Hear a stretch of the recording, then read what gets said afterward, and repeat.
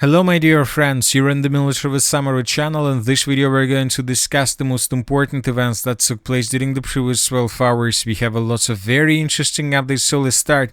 And first we're going to talk about Berlin. We received additional updates about the situation with the talks between the Ukrainian delegation and the delegation of the United States of America. According to different sources, Ukraine did not accept Witkov's proposal to withdraw troops from Donbass at the negotiations in Berlin. According to the publication, the Ukrainian side insists that the ceasefire must be without preliminary territorial concessions to Russia. The maximum they agreed to is along the front line. At the same time, Ukraine's delegation stated that Vladimir Zelensky and US President Donald Trump's envoy have made real progress in Berlin talks aimed at ending the war with Russia. So, a few more updates about the talks and about the processes that's been taking place since the beginning of this week. Europe has presented a 6-point plan of security guarantees for Ukraine.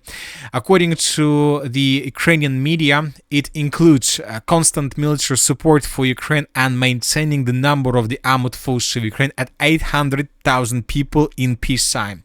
The formation of multinational forces under European leadership within the framework of a coalition of willing with possible actions on Ukrainian territory. The creation of a ceasefire mechanism which will monitor it under US leadership with the participation of international representatives. Investments in the reconstruction of Ukraine, Russian assets in the European Union remain frozen. The obligation to respond with military, intelligence, economic and diplomatic means in the event of an escalation. Support for Ukraine's accession to the European Union. So, as you can see, the Russian Federation will not accept even a single paragraph of this, let's say, security guarantees plan provided by the European Union. Another important thing and another important statement made by Zelensky. Neither the Euro nor de facto do we recognize Donbass as Russian. Zelensky after negotiations with the European Union and the US on peace plan. The United States is looking for compromise approaches and proposing the format of a free economic zone, but this does not mean control by the Russian Federation. The issue of territories remains one of the key ones, and there is no consensus on it yet. Today or tomorrow we will finalize the documents, then the US will hold consultations with the Russians. In the coming days after that, we will hold consultations with the US President, after which our teams will meet in the USA in the near future. I think maybe even on weekends. So as you can see, the talks will continue, and now the talks most likely will take place on the territory of the Russian Federation and on the territory of the United States of America in Miami. The United States wants a quick end to the war. Quality is important to us. If speed and quality match, we are for it. I believe we are very close to strong security guarantees, where there is a Fifth Amendment as in NATO. There is a mirror Fifth Amendment for everyone in the alliance. The USA and Ukraine support Mayor's idea of a Christmas truce. This decision depends on the political will of Russia. A reparational loan or other use of frozen assets of the Russian Federation is a financial guarantee of the security of Ukraine. There are two scenarios. The first one, if the war ends, the funds will be used to restore the country. In case of a continuation of aggression, Ukraine is counting on 45 billion euro in assistance annually for defense and security. In the first version of the peace plan, there were certain points that I do not want to comment on, but it is important that they are not there today. If there is a ceasefire, there will be elections. We need 60 to 90 days of ceasefire to hold elections in Ukraine. Few more important statements. The first one is the so-called coalition of the willing has completed plans for deployment of troops in Ukraine in the event of ceasefire. That was stated by Starmer. And another important thing is that MERS announced the allocation of more than 11 billion euro for military support to Ukraine in 2026.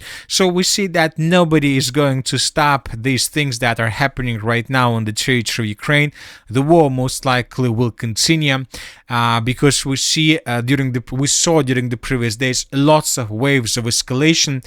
And for example, yesterday in the evening, the pro-Ukrainian sources published this video, a very important video published from the city by the name of Novorossiysk. In this video, we can see a Russian port with ships, and here we can see a very heavy explosion right exactly at this point that was added to the map. So the Ukrainian sources are saying that as a result of use of subsea baby drone, they managed to damage or even to destroy the Russian submarine Varshavyanka, so in the port of Novorossiysk. And this is another round of escalation. This is another signal sent to the Russian Federation about the weapons that Ukrainians currently have. So most likely Russians will counterattack and will strike back in coming days, and so the situation will just worsening. Anyway, we still haven't received anything from the Russian side regarding the Christmas truce and many other different things that were discussed in Berlin. Most likely the Russians are waiting for the full version of documents that the parties managed to reach during the Berlin talks, and then Russians will make their final statement. Now let's return back to Ukraine and let's discuss the situation along the line of combat contact. During the previous 12 hours, we received lots of very important updates, and the most important updates are coming from the Zaporozhye direction, where the Russians continued the battle for the river of Gaichul. During the previous night, the Russians managed to improve their positions significantly, as you can see according to this map. Before we start, first let's compare the map between the dates. So this is the situation by the end of the 15th of December of 2025, and we see that by the end of the 15th of December, the Ukrainians controlled probably up to 80% of the city of Huliaipole. But the situation has been changed significantly by the morning of the 16th of December. Ukrainians currently, according to different mappers, control just probably 60 or even 50% of the settlement, the rest either under control of Russians or in the gray zone. So we have lots of changes. Some of them were confirmed by different mappers, especially we're talking about the southeastern part of the city of Huliaipole. Some of them were confirmed by geolocations. For example, this video was published by pro-Ukrainian sources, and here we can see how Ukrainians were attacking the Russians through the settlement of Huliaipole. So this building was geolocated, and this is exactly the building that was attacked by the armored forces of Ukraine. Based on this video, we came to the conclusion that the Russians managed to answer the first Travnya street in the northern part of the city. Another video was published basically from the central part of the settlement. Here we can see the same source that published the video, and there are lots of episodes, and one of the episodes of FPV drone attacks took place also in this area. So based on this video, we came to the conclusion that Russians managed to break through Ukrainian defense along the river of Gaichul and to dig in deeper. Now the clashes are taking, we can say, in the central part of the city or even in the western part.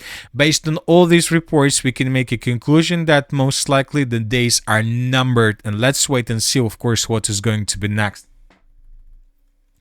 Furthermore, the Russians continue their offensive operation in the northern parts along the river of Gaichul.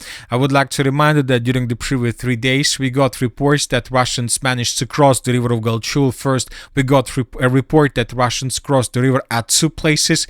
The next day, we received the report that Russians managed to cross the river at a 3rd place. The Russians managed to establish complete control over the settlement of Peshchane, according to pro-Russian sources. And today, we got additional report that Russians improved their positions in this area. According to different mappers, the Russians answered the settlement of Andreevka from the south, so these are the changes between the dates, and the Russians began offensive operation towards the next settlement on the Ukrainian side of the river of Gaichul. We're talking about the village by the name of Gerasimovka. So Russians are trying to improve their positions, most likely to the north of the main defense layer, and then Russians will outflank the main defense layer and will begin offensive operation in the southern direction with the purpose to establish complete control over the entire Zaporozhye wall defense layer. Now let's move further and let's discuss the situation in the Konstantinovka direction. During the previous 12 hours, several sources reported that Russians launched their major offensive operation to the northeast of the settlement by the name of Konstantinovka. The Russians are advancing, and currently the Russians are trying to attack in the direction of the settlement of Bilokuzminovka and Fedorovka. There are very heavy clashes, and this information was stated by different neutral mappers. As for the Sivers-Liman direction, during the previous 12 hours, we haven't received anything special. Now let's talk about the Kupiansk direction. During the previous 12 hours, we received additional changes in Ukrainian favor. So this is the situation by the end of the 15th of December, and this is the beginning of the 16th of December. According to pro-Ukrainian sources, according to neutral mappers and pro-Russian sources, the armed forces of Ukraine managed to improve their positions in the area of the western part of the city of Kupiansk. By the way, today several pro-Russian sources and the Minister of Defense of the Russian Federation published an information that the situation is under complete control of the armed forces of the Russian Federation. That reports that were published by Ukrainian side has nothing common with the reality. Anyway, we see that both the Russians and the Ukrainians are publishing completely different, sometimes opposite reports to each other. I suggest to wait a bit more to understand what exactly is happening in the area of the city of Kupiansk. But everything that we can see right now from this front line tell us about one thing, that currently there are very heavy clashes between Russians and the Ukrainians, and currently both sides are fighting for the initiative in this direction. Ukrainians are counterattacking in this area just with one purpose, to have stronger cards before talks and during the talk process that is currently taking place in Berlin and will continue in Miami and in Moscow. The Russians are trying to save their initiative in this area, and they want to save their strong cards as well. And that's it for the short video. Military Summary channel reminds to condemn any violence in the world. Thank you for your watching. Subscribe to my channel, put your likes, join my Patreon, and have a good day. Bye bye.